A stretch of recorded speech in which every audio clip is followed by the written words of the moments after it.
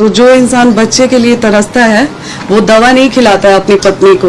दरवाजा खटखटाता हूं तो मेरा भी दिल करता है कि या तो दरवाजा मेरी बेटी खोले और नहीं तो मेरा बेटा खोले। और ज्योति जी, विधायिका बनने के लिए आप इतना हद तक गिर सकती हैं, ये मुझे उम्मीद नहीं था। हमारा मैटर, हमारा मामला कोर्ट में है। कोर्ट जो फैसला करेगा वो हमारे लिए भी मान्य है और उनके लिए भी मान्य है। क्या जब वो लोकसभा चुनाव में मुझे बुलाए थे उस समय कोर्ट में मामला नहीं था? क्या जब दोबारा मेरे मांग में सिंदूर डाला गया उस समय कोर्ट में मामला नहीं था? क्या दोबारा जब पति पत्नी की तरह मुझे रखा गया उस समय चुनाव में मामला नहीं था?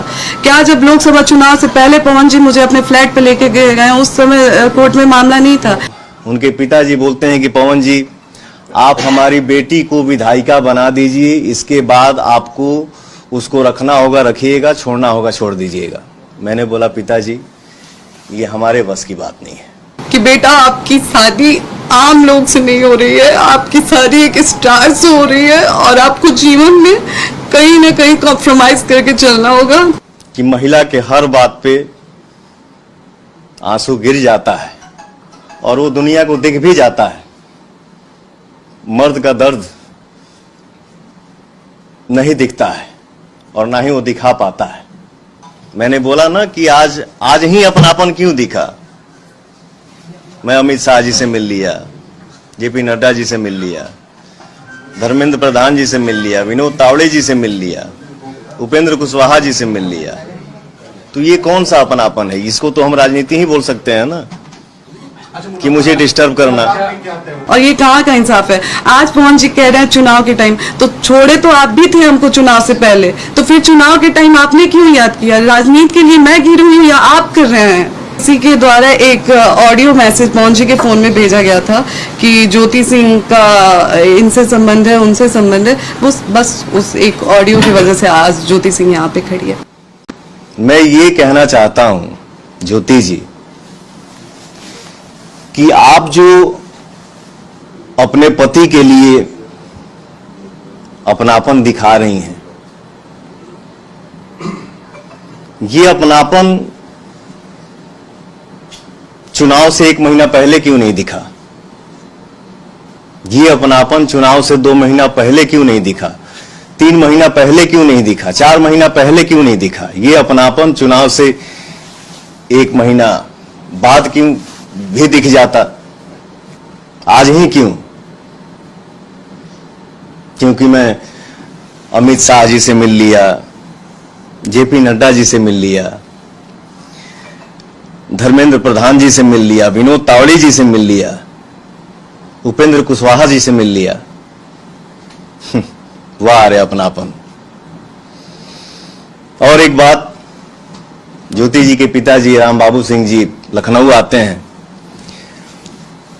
हमारी उनकी मुलाकात होती है तो उनके पिताजी बोलते हैं कि पवन जी, आप हमारी बेटी को विधायिका बना दीजिए, इसके बाद आपको उसको रखना होगा रखिएगा, छोड़ना होगा छोड़ दीजिएगा। मैंने बोला पिताजी, ये हमारे बस की बात नहीं है। और ज्योति जी, विधायिका बनने के लिए आप इतना हद तक गिर सकती हैं, ये मुझे उम्मीद नहीं था। खैर, आपको जो करना है सो करिए, आपको जितना बोलना है बोलिए, आपको जितना गिरना है गिरिए, लेकिन मैं मर्यादा से बाहर नहीं जा सकता, क्योंकि ये मेरे माँ बाप का दिया हुआ संस्कार है। आज आप सभी के आशीर्वाद से दुनिया पवन सिंह को सुपरस्टार बोलती है, पावर स्टार बोलती है। 40 साल का हो गया, 10 घंटा मेहनत करता हूं, 15 घंटा मेहनत करता हूं, 20 घंटा मेहनत करता हूं। मेहनत करके जब घर वापस लौटता हूं, दरवाजा खटखटाता हूं तो मेरा भी दिल करता है कि या तो दरवाजा मेरी बेटी खोले और नहीं तो मेरा बेटा खोले। लेकिन सर, दरवाजा मेरा स्टाफ खोलता है, नहीं तो मेरी बूढ़ी मां खोलती है। इसके बाद हम लोग घर में इंटर करते हैं, हम भाई मित्र स्टाफ मिलके खाना बनाते हैं, खाना खा के सो जाते हैं। मैं इतना कहना चाहता हूं, मैं भी इंसान हूं यार, थक जाता हूं कभी कभी। यही बात है सर, कि महिला के हर बात पे आंसू गिर जाता है और वो दुनिया को दिख भी जाता है। मर्द का दर्द नहीं दिखता है और ना ही वो दिखा पाता है। और एक बात, जो लोग इस मैटर में मजे ले रहे हैं, ये है वो है, ऐसे है वैसे करना चाहिए, समाज की बात, तो मैं इतना बता दूं, इतना कह दूं कि फैमिलियर बात जो भी होती हैं वो कमरे में होती हैं, कैमरे पे नहीं। हमारा जो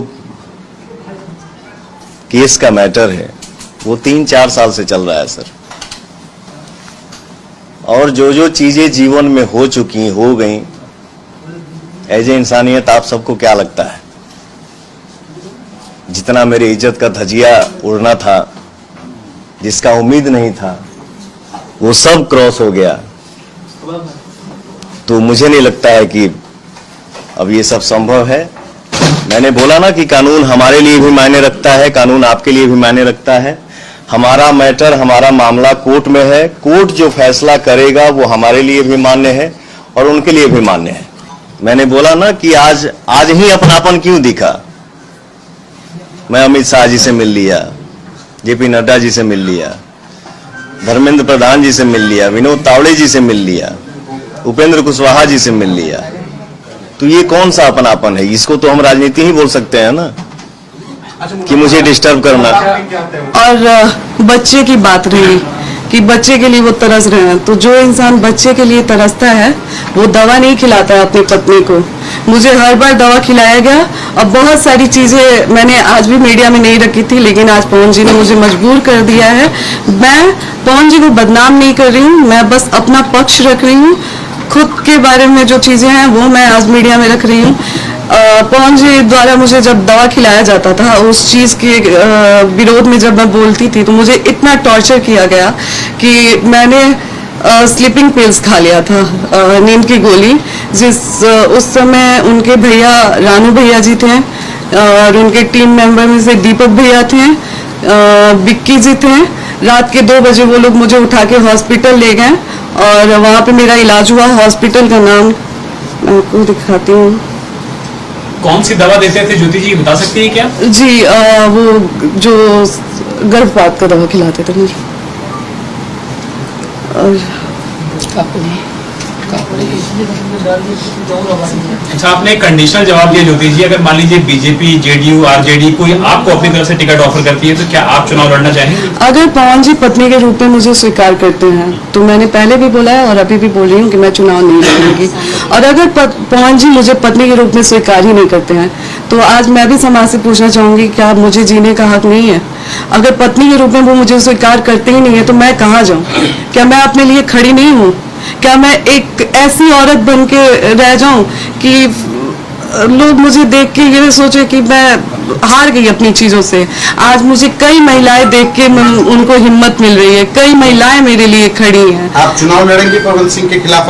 अगर ये मौका मिलता है तो आप चुनाव लड़ना चाहेंगे उनके खिलाफ? आप लड़ेंगे, उनके खिलाफ लड़ेंगी? बात चुनाव की है ही नहीं। देखिए मैं तो पूरा बात चुनाव भी डाल दी है जी। चुनाव की वजह से अगर वो पत्नी के रूप में स्वीकार नहीं करते हैं तो मेरे पास फिर कोई रास्ता ही नहीं है।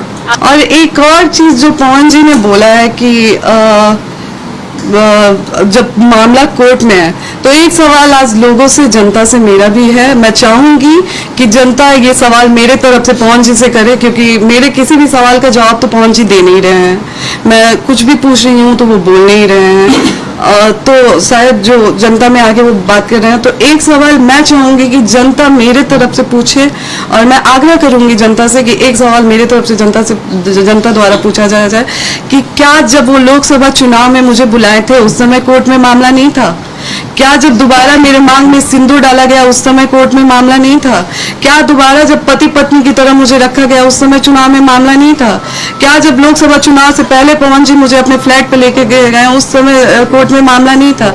क्या जब दोबारा पवन जी चुनाव के बाद मुझे 20 दिन 25 दिन लाके अपने घर में रखे हैं उस समय कोर्ट में मामला नहीं था?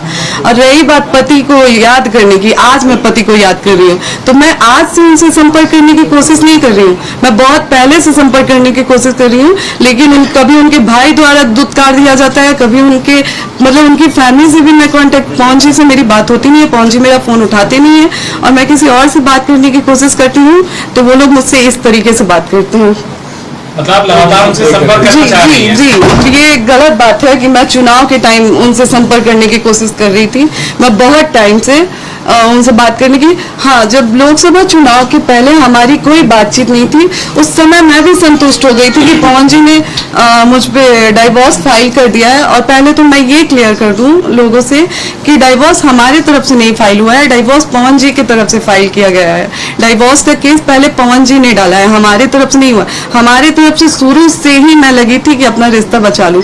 हाँ, जब डाइवोर्स फाइल हुआ था तो मैं मुझे भी हो गया कि चलो, मैं उस समय शांत हो गई कि उन्होंने डाइवोर्स फाइल कर दिया, वो नहीं रखना चाहते हैं, तो कब तक मैं ये चीज़ों को वो करूं, कब तक मैं झेलूं, तो मैं शांत हो गई थी। लेकिन दोबारा जब ये लोकसभा चुनाव में बुला के मुझे यूज किया गया, मेरे मांग में सिंदूर भरा गया, तो क्या मेरा कोई मान सम्मान नहीं है? क्या औरत की कोई इज्जत नहीं है? क्या औरत सिर्फ एक इस्तेमाल की चीज बन के रह गई आज समाज के लिए कि जब आपको जरूरत पड़ेगा आप औरत को बुलाएंगे, मांग में सिंदूर डालेंगे, पति पत्नी का संबंध बनाएंगे और फिर चुनाव के बाद फिर छोड़ देंगे ये कह के कि कोर्ट में मामला है? ये कहाँ से इंसाफ है और ये कहाँ का इंसाफ है? आज पवन जी कह रहे हैं चुनाव के टाइम, तो छोड़े तो आप भी थे हमको चुनाव से पहले, तो फिर चुनाव के टाइम आपने क्यों याद किया? राजनीति के लिए मैं गिरी हुई या आप कर रहे हैं काम? और रिकॉर्डिंग, एक सेकंड बस, एक रिकॉर्डिंग इनके, मैं उनके घर पे जब जाने की बात करती थी तो ये उनके भैया रानू जी हैं, उनका ये भैया, ये अम्मा क्या स्टेटमेंट दी है बताइए तो? क्या चीज? कि पैसे पूछे हैं लोग कि ज्योति क्यों नहीं आई, तो बोली है कि पैसे, ज्योति को बस पैसा लेना था, पैसा लेके कितना पैसा दिए हैं लोग हमको? कब बोलोगे? कल रात में कहा? हाँ, कितना पैसा आप बताइए कि इलेक्शन में कितना पैसा हमको दिया गया था? गाड़ी की बात है तो गाड़ी हम मांगे थे, कहीं दिखा दे पवन सिंह की हम उनसे गाड़ी मांगे हैं? वही तो बात हमने की। एक और चीज बताइए भैया, चलिए आप समझदार है ना, आप बताइए कि जब तक मैं पवन सिंह की वाइफ हूँ, क्या पूरा पवन सिंह मेरा नहीं है? आज अगर घरों पे हम आके रहना चाहे तो कोई हमको निकाल देगा? अब तो क्या करबो ना करबो हम क्या जानते हैं भाई, लेकिन जब कोर्ट में तलाक के केस चलता है तो कोर्ट में भैया सुनिए, वकील जावे कि यार, अरे भैया आपसे बात, अरे पागल, हम जो तू कहते हो तो कानून में कोई ऐसा नियम ही नहीं है। बात हम कह रहे हैं भैया, नहीं, कानून में कोई ऐसा नियम नहीं है। यही नियम है कि जब तक तलाक नहीं होता है तब तक आप जाके अपने नहीं, जब कोर्ट में जब तलाक के केस हम आ जाए भैया, हम आ जाए, आप लोग रोक लेंगे हमको? आइए, हम आ जाए, रोक लेंगे हमको? हाँ आइए, ठीक है, आप रोक लेंगे ना हमको? अरे मैं धरा ना यार, फालतू मत बोलो, धरा ज्योति यार, काम मत हमारे से मत करो, ठीक है ना? फोन मत काटिए आप। क्यों नहीं काटे? क्यों काटे? इसकी बात बताइए, आपकी और जी, ये पवन जी के बड़े भैया रानू जी से मेरी बात हुई थी, तो जब मैंने आने की बात किया तो ये लोग हमेशा मुझसे बहुत गंदे तरीके से बात करते थे, मुझसे हमेशा मुझे धमकी उमकी देते थे लोग कि आके दिखा दो, फिर हम लोग दिखाएंगे ऐसे वैसे। तो क्या आज मैं जनता से पूछती हूँ कि अगर कोर्ट में मामला होते हुए पवन जी मुझे चुनाव में बुला सकते हैं, तो क्या 4 सवाल जो मेरे हैं उसका जवाब लेने के लिए मैं पवन जी के घर पे नहीं जा सकती हूँ?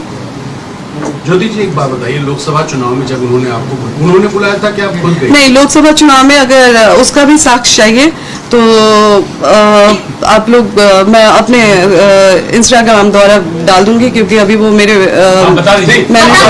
जी, तो वो पवन जी लगातार मुझे ही नहीं, मेरे पिताजी को भी उनका कॉल आता था, और उस टाइम घंटों 2-2 घंटे मेरे पिताजी से बात होती थी कि पापा आपका आजीवन मैं बेटा रहूंगा, आपके लिए आजीवन मैं करूंगा। फिर मैं मेरे लिए साड़ी का मैं पैसा भी दिया गया, मैं वहाँ पे गई तो कि ये साड़ी तुम अपने लिए ले लेना जाके, सारा कुछ किया गया। तो चुनाव में मुझे पवन जी द्वारा बुलाया गया। अच्छा, जितने दिन आप चुनाव में उनके पास थे, पति पत्नी की तरह आप लोग रहते थे कि अलग अलग? जी, शुरुआत में 4-5 दिन हम लोग पति पत्नी की तरह थे। फिर वहाँ पे ज्यादा भीड़ होने लगी थी, उनके कमरे में लोग आने जाने लगे थे, तो एक दूसरा रूम खुलवाया गया था जिसमें मैं, वो और उनकी अम्मा और मेरी बहन रहते थे। अच्छा, इनिशियल वजह क्या रही आप लोग के बीच में जो फर्क आया या डिफरेंसेस आए, इनिशियल वजह क्या? सर, वही जवाब आज मैं भी चाह रही हूँ और वही जवाब के लिए मैं पवन जी से लगातार संपर्क करने की कोशिश कर रही हूँ कि एक वजह हमें भी बता दीजिए कि हमारी गलती कहाँ रही है। साथ में रहे कितने समय से आप लोग अलग है?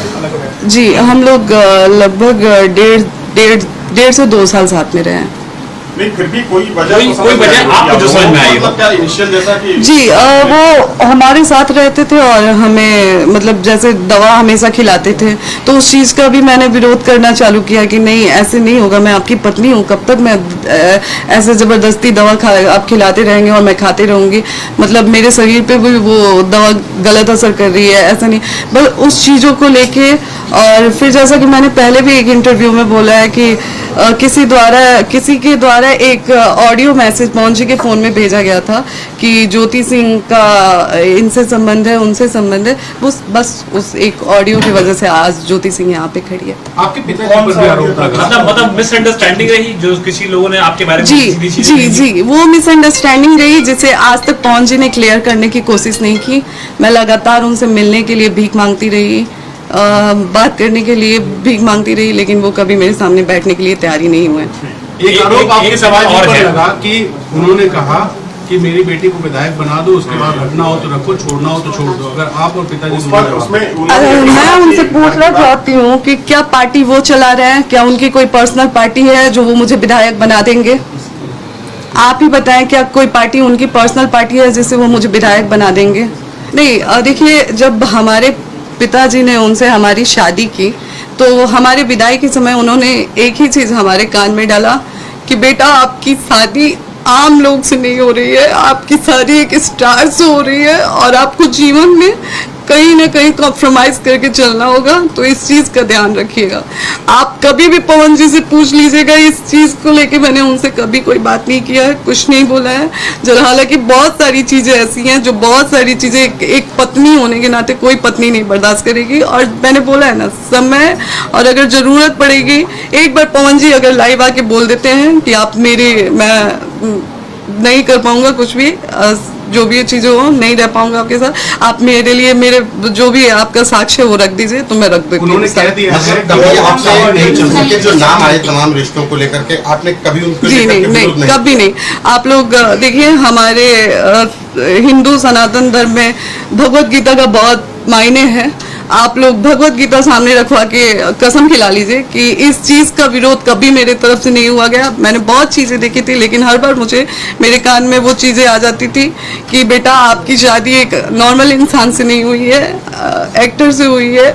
तो उस चीज़ को ध्यान में हमेशा रखते हुए अक्षरा सिंह भी आपका सपोर्ट कर रही है इस सब चीजों को लेकर। अक्षरा जी का नाम लगातार पवन जी से जुड़ा हुआ पहले भी था, और अभी भी जब कुछ होता है तो अक्षरा जी उतरती हैं उसी तरीके से, आपके सपोर्ट में बोल रही हैं अक्षरा सिंह, खेसारी लाल जी। जी, मैं इसके लिए बहुत आभार प्रकट करूंगी जो लोग भी मेरे, लेकिन दर्द वो अपनी तरीके से बयां कर रही है कि उनका जो दर्द है वो मेरा भी दर्द रहा है। बिल्कुल देखिए, चूंकि मैं जब वो पवन जी के साथ रही हैं तो मुझे शादी के बाद तो कुछ महीने बाद वो दोनों लोग अलग हो गए थे। हमारी शादी के कुछ टाइम बाद तक भी वो लोग साथ में रहे थे, लेकिन शादी के बाद कुछ टाइम बाद वो लोग अलग हो गए थे। तो उनका क्या रहा है क्या नहीं रहा है मुझे नहीं पता है, लेकिन हाँ, मैं इतना जरूर बोलूँगी कि एक महिला के साथ तो चीज़ें हुई नहीं है। यहाँ पे कई महिलाओं की बात आती है और कई महिलाओं ने सवाल उठाया है पवन जी पे, तो हो सकता है कि जो मैंने झेला है उन्होंने भी झेला है।